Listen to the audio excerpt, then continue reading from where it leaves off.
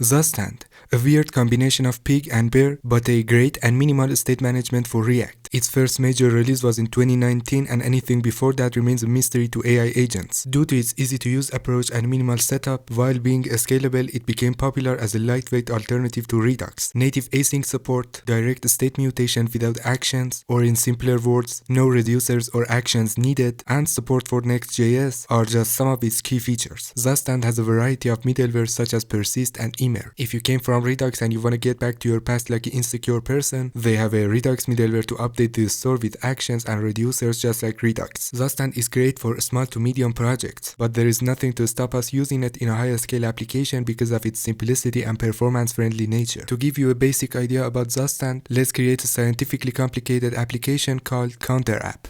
First, create a React Vite app, make sure you use TypeScript, then add Zustand to your dependencies, then go to your app.tsx file, delete all the elements inside the app function, we will get back to this later, then create a folder called a store in the src folder, create a TypeScript file with the name of your store, import create function from Zustand. That's a lot of creativity. Your store is a hook. That's why it's important to add a use before its name. Call the create function we just imported, which takes a callback function that receives a set function. This will mutate our state which we use in just a second. For the return of this function, we need an object which determines our state. To do that, just assign a value to the object key. To be able to change the state, define a arrow function that returns the set function we got from here. To access the current state, add a callback with the state parameter. Then in the object that you return from this callback, put the key or state that you want to change, and as the value, let's give the current state and increase it by 1. This is for the increment action, and the same goes for decrement. But if you just want to give a new value to your state, you only need to pass an object to the setState function.